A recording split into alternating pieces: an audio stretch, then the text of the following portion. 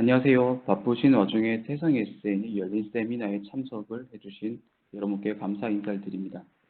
금일 세미나에 ASME 섹션 A 디비전 2를 활용한 일래스틱 스트레스 어널리시스 방법 및 이론 기초편을 발표하게 된 태성 SN이 대전지사에서 근무를 하고 있는 김민진 대리라고 합니다. 이번 열린 세미나 발표는 발표 시간이 부족하여 40분간 질의응답 없이 발표를 진행할 예정입니다. 질의와 같은 경우에는 아래의 메일 주소로 문의를 주시면 답변을 드리도록 하겠습니다. 그럼 본격적으로 ASME 섹션 A 디비전 2를 활용한 일래스틱 스트레스 어널리시스 방법 및 이론 기초편 열린 세미나를 시작하도록 하겠습니다. ASME 코드의 기초편으로 보시는 것과 같이 3개의 큰 목차로 발표를 진행하도록 하겠습니다. 첫 번째는 소개 파트로 ASME 코드의 발생 배경과 구조 안전성 평가, 그리고 파손 모드의 유형 및 설계 기준의 예에 대해서 간략하게 설명을 드릴 예정입니다. 두 번째로는 응약의 분류 방법에 대해서 전반적으로 설명을 드릴 예정이며, 마지막으로는 ASME 코드 일래스틱 스트레스 어널리시스 방법 및 NCS 워크벤치에서 적용 방법 및 평가 방법에 대해서 설명드릴 예정입니다. 참고로 현재 발표 자료는 ASME 코드 2017년판을 기준으로 발표 자료를 작성을 하였습니다. 우선 ASME 코드의 최초 배경은 미국에서 1880년대부터 1900년대 초까지 많은 보일러 사고를 경험을 하고, 이로 인해서 많은 인명피해를 겪었습니다. 그로 인해서 보일러에 대한 안전성 확보가 필요하다는 걸 깨닫고 1915년도에 보일러 통합 코드를 발견하게 됩니다. 그 후 11년에 걸쳐서 나머지 ASME 코드를 제작하였고, 현재까지 업그레이드가 되고 있는 중이라고 보시면 됩니다.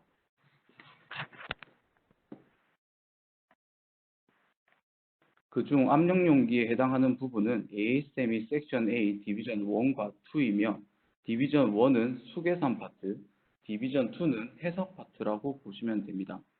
이 중 ASME 섹션 A 디비전 2 코드를 사용하는 가장 큰 이유를 개인적으로 정리를 하면 크게는 두 가지로 정리를 할 수가 있습니다.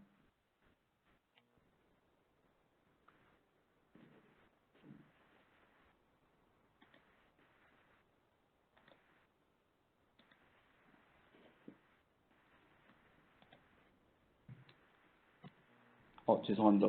앞에서 화면이 보여서 좀 화면이 없는 상태에서 다시 진행을 하도록 하겠습니다.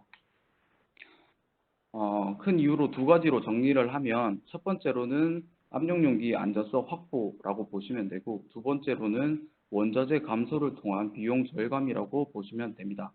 즉, 압력용기 제작에 있어서 최소한의 원자재를 사용하여서 안전성 확보를 하기 위함이라고 보시면 됩니다. 그럼 앞장에서 설명드렸던 구조 안전성 확보, 즉 구조 안전성 평가 부분에 대해서 간략하게 설명을 드리도록 하겠습니다. 우선 압력용기 제작 과정에 대해서 간략하게 설명을 드리면, 크게는 보시는 것과 같이 설계, 제작 및 운송, 그리고 시운전 및 납품 과정을 통해서 제품의 제작 및 최종 출하가 이루어지게 됩니다.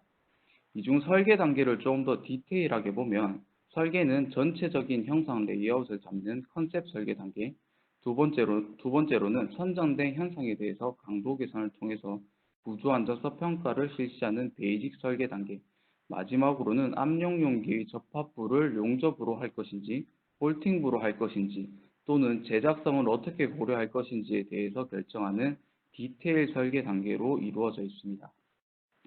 여기서 엔지니어가 하는 부분은 바로 컨셉 설계 단계 및 베이직 설계 단계라고 보시면 됩니다. 앞서 설명한 부분과 같이 컨셉 설계 단계에서 형상 레이아웃을 잡은 후 베이직 설계 단계에서 강도 계산을 통해 구조물의 안전성 평가를 하게 됩니다. 만약 강도 계산에서 페일이 일어나게 되면 컨셉 설계 단계에서 형상을 변경 후 다시 베이직 설계 단계를 반복을 하게 됩니다. 여기서 강도 계산을 하는 방법은 여러 가지가 있지만, 대표적으로는 수계산, FEM 또는 인하우스 코드 등을 사용하여서 각각에 대한 강도 계산을 진행을 하게 됩니다. 자, 그럼 여기서 저희가 진행하고자 하는 FEM을 활용한 구조 안전성 평가 방법에 대해서 간략하게 설명을 드리겠습니다.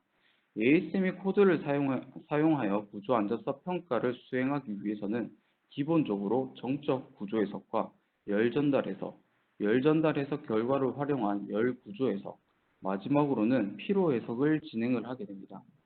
그럼 이러한 해석을 위해서 기본적으로 인풋 데이터를 넣어야 하는데, 인풋 데이터는 일반적으로 기계적 하중, ASME 코드에서는 미케니컬 로드라고 합니다. 그리고 열하중, 동적 하중, 조합 하중 등의 인풋 데이터를 활용을 하여서 앞서 말씀드렸던 해석을 수행을 하고, 해석을 통해 얻을 수 있는 결과, 즉 응력, 변이, 변형, 온도 등 아웃풋 데이터를 활용하여서 구조 안전성 평가를 진행을 하게 됩니다.